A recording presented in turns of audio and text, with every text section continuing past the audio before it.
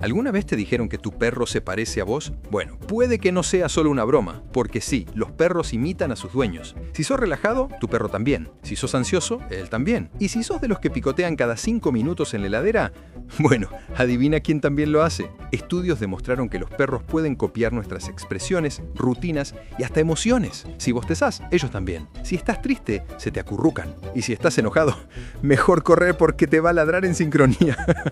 Con el tiempo, hasta terminan pareciéndose físicamente. El dueño peludo, el perro peludo. El dueño con cara de dormido, el perro también. Son el mejor espejo emocional con patas. Así que si tu perro ya camina, bosteza o se tira en el sillón igual que vos, dale like antes de que empiece a usar tu Netflix también. Y contame en los comentarios, ¿en qué se parecen vos y tu perro?